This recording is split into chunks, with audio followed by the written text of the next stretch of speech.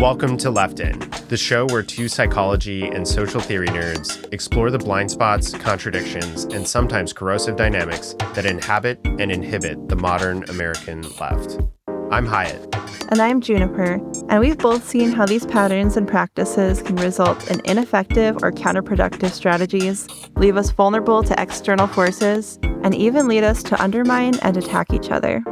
In this moment of rising fascism, we think it's more vital than ever to search for and confront our own shortcomings, collectively, interpersonally, and individually. To successfully build a movement that's strong enough to fight, yet flexible enough to grow, so we can not just imagine a better world, but actually build it. Today, we're diving into the depths of right-wing authoritarian psychology and how we understand and counter its brain-scrambling effects on the left. How does Trump look himself in the mirror after spewing his vile mix of racism, xenophobia, and misogyny? How can conservatives hold a deep commitment to personal freedom in the same brains that insist on the right to control women's bodies? And how do so many people gleefully support and enact the cruelty and contradictions? While the left gets stuck in denial, disbelief, and dysregulation, the right advances fascism and fundamentalism throughout the country. Join us in learning about the right-wing mind through Bob Altemeyer's research on authoritarianism. Then we'll discuss how to use that knowledge to fight back and win. Hope you enjoy the show and hit subscribe for new episodes every month. Trump developed a base of about 50 million supporters in 2015 and 16. Wow. And there's three kinds of people that make up this hardcore base. Social dominators, authoritarian followers, and double highs, which are a combination of both of those traits. So social dominators are people who believe in inequality between groups. Predictably, they usually believe their group should be more prestigious and powerful than others. No surprise there. Yeah. Authoritarian followers are submissive, fearful, and longing for a mighty leader who will protect them from life's threats. They divide the world into friend and foe, with the latter greatly outnumbering the former. Their ethnocentrism, which is, partiality to your own group, is often based on their religious training, and they've been found to be highly self-righteous. I'm curious, what if you have sort of a first reaction to the people that make up Trump's base?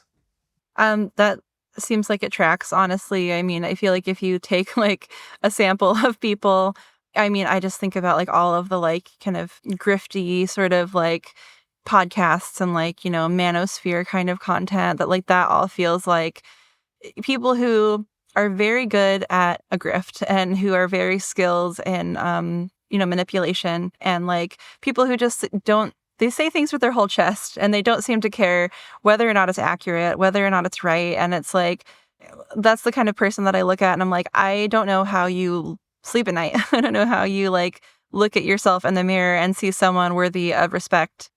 I also find myself kind of baffled by the other types of people who want that kind of social order and don't seem to care about critical thinking and seem to be perfectly fine with hypocrisy and stuff like that, as long as it aligns with their point of view.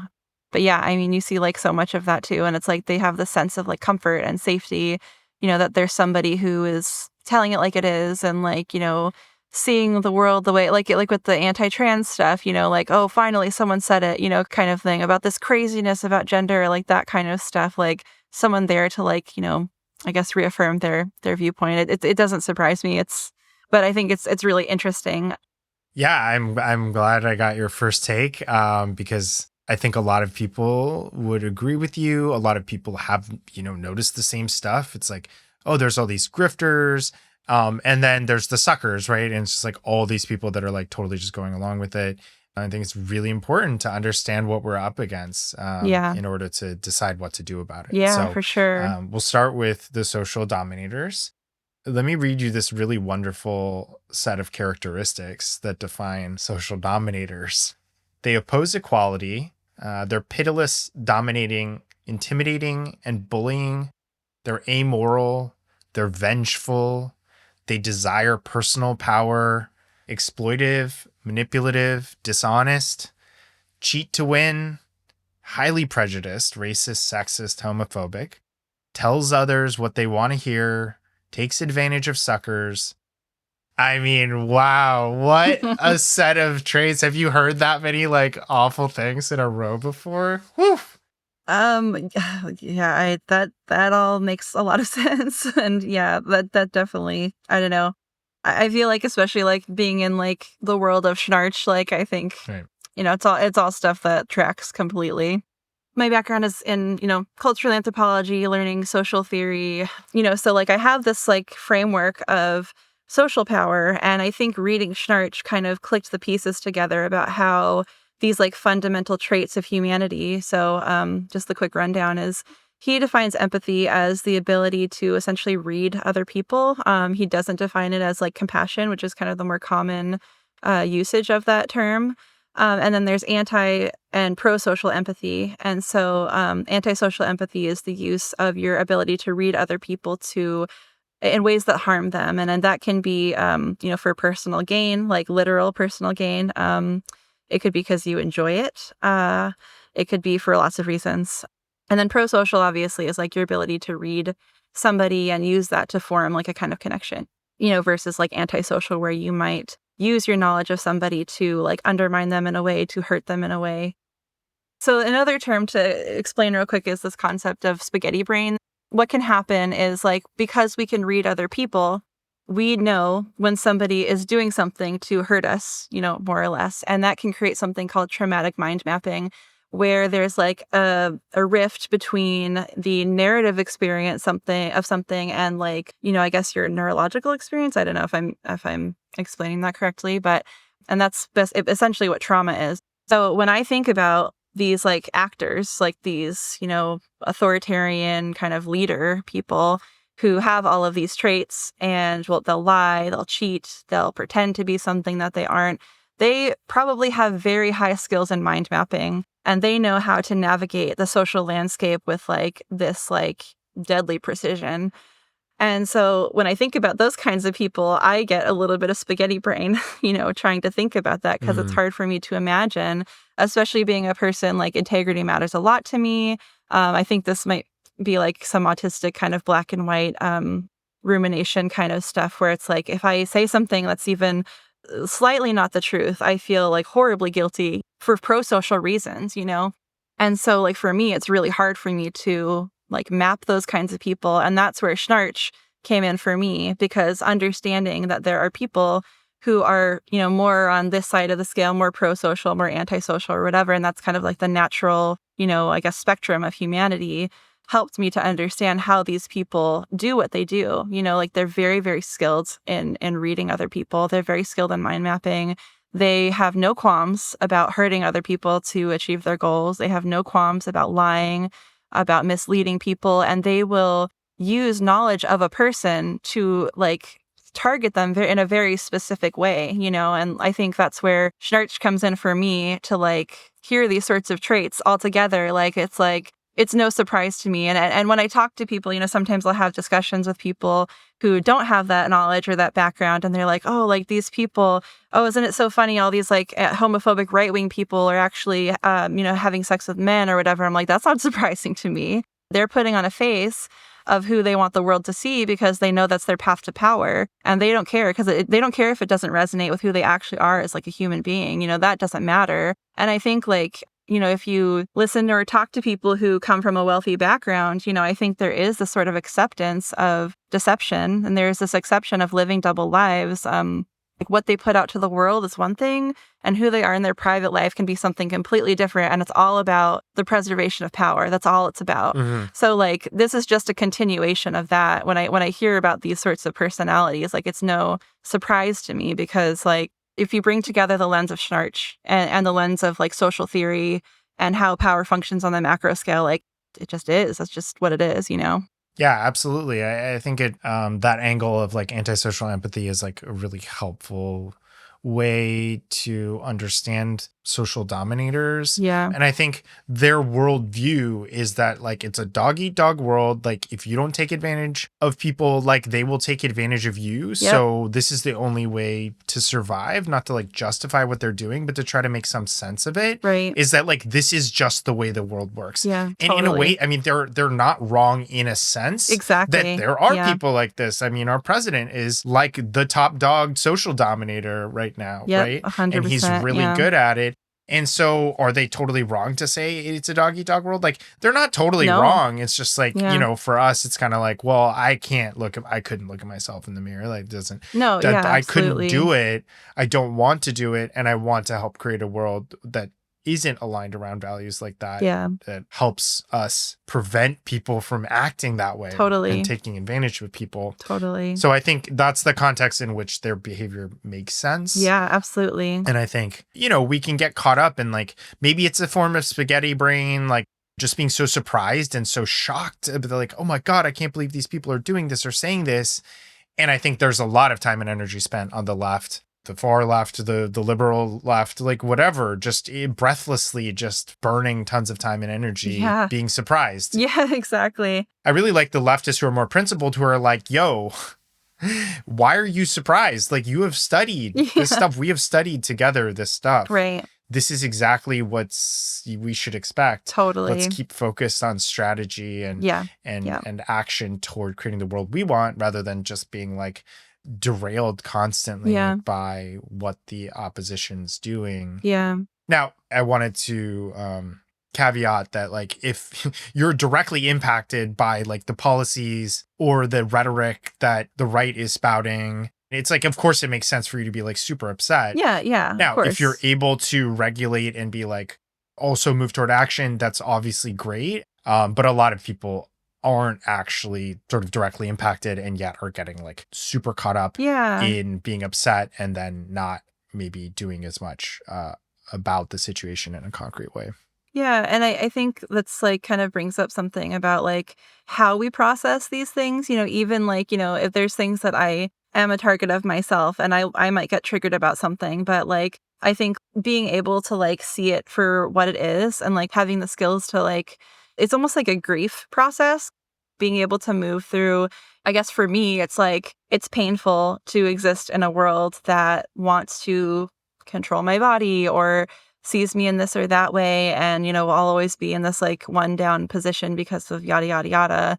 And that's almost like a grief process for me where I'm like, that fucking sucks. Yeah. And it really hurts. And yet at the same time, like my mental model like can also accommodate these things because I understand that there are greater power structures. It's not personal to me. It's about people who are in power and want to like maintain that power.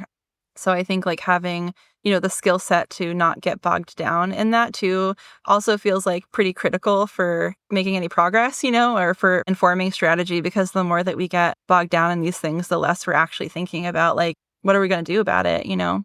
Yeah. So the larger group are the authoritarian followers. Yeah. So a few of their traits, they use a lot of double standards. They believe many conflicting and even contradictory things. They have a lot of trouble deciding what is sound evidence and what is not. They are decidedly prejudiced in what they believe about others. And for all the difficulties they have getting their thinking cap on right, they are very dogmatic about what they believe.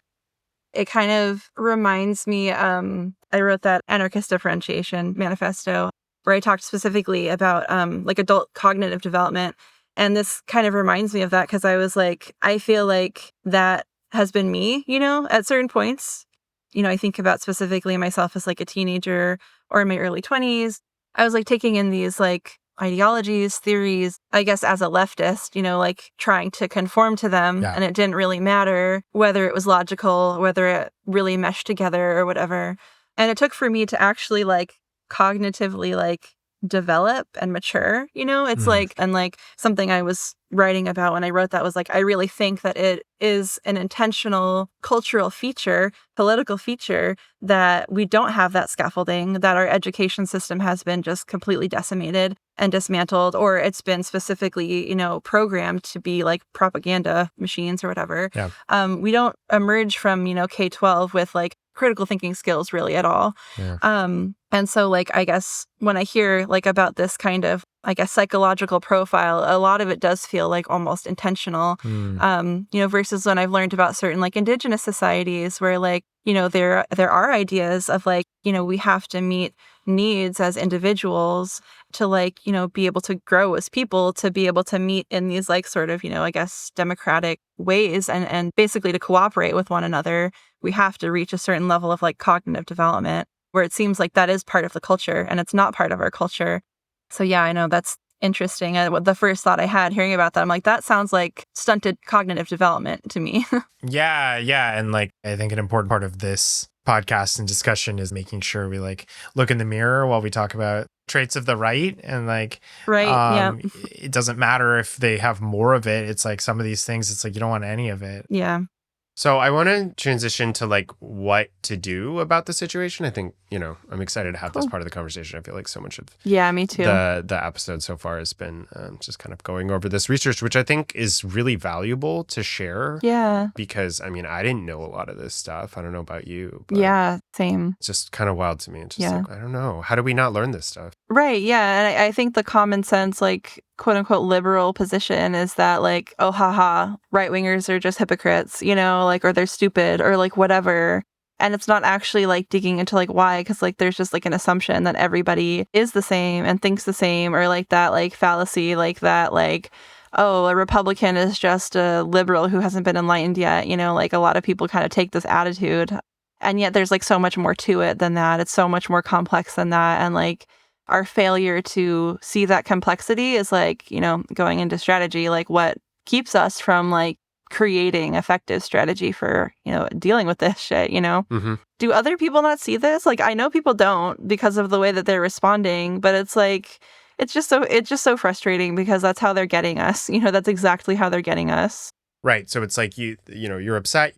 That saps your energy. And also it's sort of, people do get into arguments online, right? Which then it's like, that's just like a total waste of time. Mm-hmm. There might be some people that are like, it's possible to move them and convince them. But now that you've dissed them, they're like not going to be open to what you say anymore. So I think that's an important thing to be careful of too. Yeah. And it looks bad to people who are watching. Sure, it might feel good, but is that, strategic? It's like, how do we be more strategic, versus like emotionally reactive, I guess. Me always coming back to differentiation. Right, exactly. It's like, how do we do the work within ourselves and within our communities? It's not just so we feel better. Yeah, exactly. Which it will feel better if you're not getting dysregulated all the time. Yeah. But it's also like, wait, this is important beyond individual, like, harmony within your own inner system. Yep. But, like, strategically, it's important. Yeah. In terms of, like, family systems thinking, like, at least, like, Bowenian family systems, it's like, systems, like, have patterns, and these patterns, like, rely on reactivity, and, like, for Bowen, like there's these inherent forces of togetherness and separateness. And like we're always kind of negotiating that comfortable spot. Like how close do we want to be? How separate do we want to be? And like what's that happy medium? And that plays out like obviously on the interpersonal, like individual kind of level. But like I think that also could be applied to this like broader political perspective too, where it's like I think we want to be on the same page as other people. We want to have societal harmony. We want to have like, not that we want to be like emotionally intimate with everybody or whatever, but it's like we don't want to be living in this crazy, chaotic, super high conflict society necessarily, the super reactive society. And I think when we're trying to convince other people, like on some level, like I think there's a lot of like ego involved in that. Like we want to be right and we want other people to validate that we're right. And if we can convince them, like yada, yada, yada. But I think there's also the element of like, that we want to be on the same page and like that we want to move towards like a society that does benefit all of us, and that we're all engaged in. there's like this kind of push-pull dynamic, and we end up being reactive in ways that like pushes the other one away instead of like stepping outside of the reactivity, responding from like a more grounded, differentiated place. And in this, in Bowenian terms, differentiation would be the ability to be in emotional contact while remaining an individual. It's like, and I think in more like developed like Schnarchian terms, like in the ways that I think he developed and expanded on this idea of differentiation, it's like he brought in the mind mapping piece, and he brought in these ideas of antisocial empathy to understand that it's like we are mapping other people and other people are mapping us, and therefore we know how to trigger each other, and like we know how to like evoke reactivity in the other, essentially, And a more differentiated response is being able to refrain from that reactivity, being able to see the situation from like a higher vantage point in a way, and make more conscious choices that aren't based in feelings and emotion and reactivity, and being able to choose what is my integrity and like how do I want to show up as a human being in this moment or whatever. And the more that we're able to step outside and see that meta level from like a differentiated place, like the more that we're not susceptible to this stuff, we're not susceptible to having like this like chaos thrown in our face. Like we start to see it for what it is. It's like, if a person is just like absolutely fucking like going off on me, like angry, like that might have been, it might still be scary, to me. But I think now that I have worked on my differentiation, I understand antisocial empathy. I see things from a different way and I embody it. If I saw someone coming at me like that, just throwing everything they got, it's not going to impact me the same way, because I look at them and I see a person who is trying to hurt me, who they're trying to push my buttons, they're trying to activate me, they want me to engage in a power struggle with them. And when I can see that more clearly, I can be like, I'm not going to do that. I don't want to do that. Like, Right. I'm going to disengage. Like, that's not worth my time.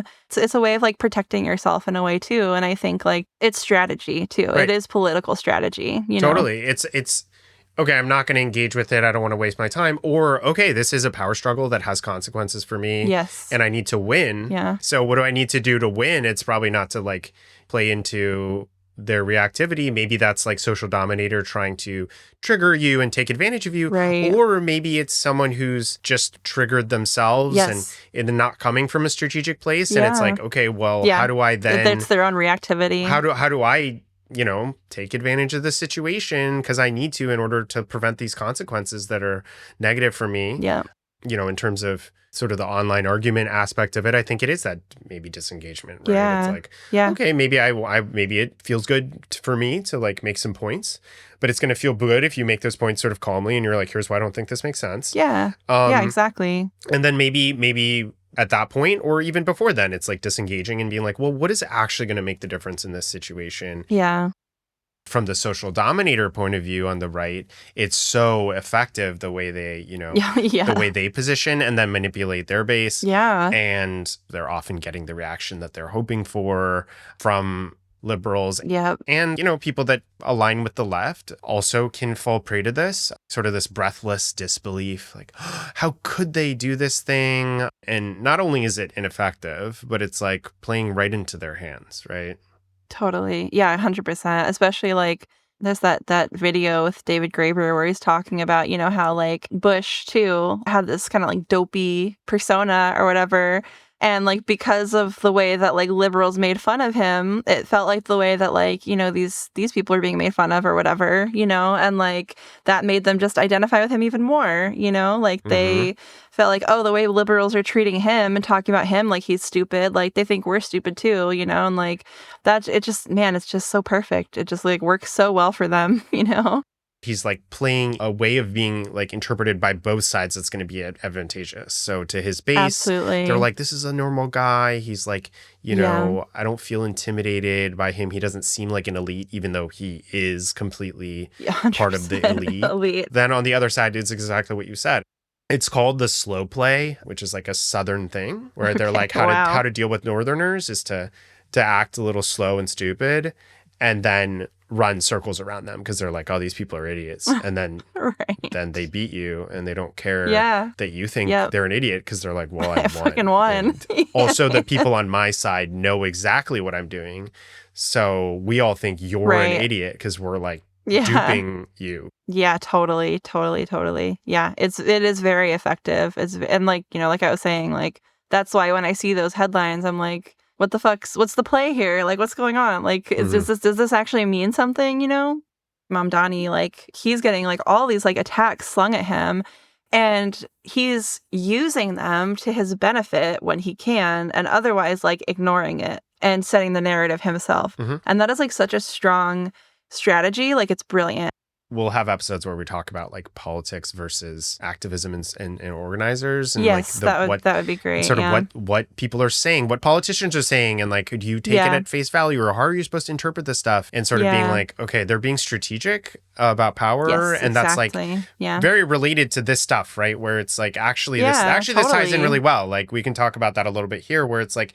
And I'm not saying activists and organizers shouldn't necessarily say exactly what they believe, because that's their position. That's our role, is often to be like, no, this is the actual correct sort of like, or this is what we believe is right. But then it's like, oh, but these politicians like Mamdani or AOC, and it's just like, why are you doing this thing? This is not 100% the most radical thing and aligned exactly with what we want. Right. It's not to say that you shouldn't be like, okay, we need to like hold you accountable or like be like, we want you to do this thing. And that's fine. But then like throwing them out and be like, these are bad politicians, like Mamdani and AOC, casting them as like sort of traitors, and they're not actually on the left at all or something. And and it's like, okay, well, they're actually trying to be politically savvy. They're dealing with these they're dealing with a power game where if they just say like what maybe they believe or the most sort of radical position, that might not actually work. Right. Exactly. Politicians can't single-handedly do that shit. It's when you put pressure, like, as an organized resistance, like, external of the political system, like the formal, like, state political system, that you make that shit happen. Right. And, like, of course they don't want us to know that, because that's how you actually make change happen. Right. So we just complain, and we just tell the politicians they're not doing enough, or we say they're not radical enough or whatever. But I think people need to understand, and like I have a whole video I made about this, like maybe we can go over it sometime, like about how there's these different like facets of reality. State power is real, it has a real material impact, and then there's grassroots power, and these things interplay like really intimately. Right. And we need both of them to a degree to get the results that we want. I mean, my dream, a world without state power, like an anarchist fucking utopia. It sounds awesome. Like, that's what I would love. Ideologically, I am an anarchist, 100%. But realistically, like, that's not the world we live in. And so we are operating within the constraints of the state. And knowing that helps us to create maps to strategize around. And so I think if more people took that view, that it's like, we can't elect people into office and expect them to do what we want them to do. We actually have to show up and bring in the grassroots part of that. That puts pressure on the state and puts pressure on politicians to make the changes and enact the policy or whatever that we need. That's the world we live in right now. That's the way things are organized. If we want to organize it differently, we can strategize around figuring that out. I think we're many, many, many miles away from that. Right. But, like that's the reality that we're operating within. And it's just, it is really frustrating to see people being like, oh, blah, blah, blah, AOC's not good enough, Bernie's not good enough, Mamdani's not good enough, whatever. It's like, bro, like we're operating within a system. We have to be completely aware of the fact that politicians are operating within a political system which comes with its own constraints and expectations. Yeah. Okay, so we talked about like, okay, trying to change the minds of these people on the right. That generally seems like a waste of time. That doesn't seem strategic. But there's a lot of other people. Yeah. As big as that group is, and that's terrifying and bad, there's still a lot of other people. And it's just like, the point is like, if we can't change them, we just have to beat them. In order to do that, like in a democratic society, which, like both of us are not like, oh, let's like have an authoritarian left revolution or something. Like, that's not what we want. So then you need more people. And there's a lot of non-authoritarian masses. So how do you attract them? And I think that's where it's like sort of the Bernie, Zoran, AOC, sort of like more like, okay, let's speak to the issues that appeal broadly to lots of people, and let's not hold, what is it, like purity tests or something. And we need to be able to build broad coalitions. And like, of course, they're not going to include, everyone isn't aligned on everything. Like, so you have to be like realistic and strategic. You can't hold these standards that are so high that you can't organize power. Totally, totally, totally. Yeah, no, I think that's really important. Like, God, it really, I try to be cautious about calling everything a psyop, but sometimes that shit really feels like a fucking psyop. It's like it's so strategically like unsound. It doesn't make any fucking sense like to be holding these crazy standards instead of like focusing on the things that can connect people. Mm-hmm. Any big takeaways that you're getting from this today? Yeah, I mean, I think I'll just always come back to differentiation again. Mm-hmm. That feels like a really important political strategy for me. It feels like a very grounding political philosophy to me, even. Like, I think that is kind of at the root of how we disentangle ourselves from like this huge fucking mess and actually make decisions that are rooted in integrity, and our principles, and not in reactivity. Like that feels like step number one. I feel like the craziness is meant to like keep us looped in. And if we want to build something else, we need to be doing it from a place that's like more grounded. My goal, my hope and dream is to call more people into their integrity, call them into like the project of increasing differentiation. Maybe it's just like one person here or there, but like the more that people are able to step outside of the pattern, the more that actually shifts the dynamic as a whole. Mm-hmm. And like that can have really huge ripple effects. And I think like being aware of like these like, I guess, psychological profiles or whatever, and the, associated strategies is really helpful for being able to see, on a more like from a bird's eye view, I guess, and like understand better how do we compose ourselves in a way that's going to like not allow them to keep just like bulldozing over us like they have been for decades now. Mm-hmm. If we're coming from the point of view that we don't want to play that game anymore, Mm-hmm. we want to do something different. We're tired of being distracted. We're tired of having the wool pulled over our eyes, and we want to make something better Right. and something new. And so we're going to stop fucking arguing about this stuff that is literally just a distraction. And we are just going to get down to brass tacks and do this shit, Mm-hmm. Mm-hmm. Yeah, absolutely. I mean, I think for me, the strategy side of it, I think is where my focus has more been. And yeah, it's not like bulldoze the other side in the sense of like, our goal isn't to dominate the other side. There is a level of needing power in order to win the policies that you want, but then it's not to like oppress other people. It's to lift everyone up. Right. It's to then, and that sort of goes to the like, oh, affordability stuff is appealing to people who voted for Trump or something, and it's just like healthcare stuff. It's appealing to people who voted for Trump because the other side is it's like gutting these systems and stuff. Yeah. But we do need power to do that. We got to be smarter about this. We got to be more grounded, make sure we're, not getting stuck in reactivity. And, that starts with us individually, but it totally matters in like a collective space as well. I mean, I think that's where the differentiation and the strategy go hand in hand to me, because I'm like, how do you create resilient organizational culture and structures? Like, it's through cultivating the conditions for differentiation to grow and to be the standard of behavior. Sure. The expectation is not that we remain perfectly grounded all the time, or that we never get reactive or angry or whatever, but that like, we're constantly calling each other back to our integrity, and that we're like, hey, is that really how you want to be? Like, I don't think so.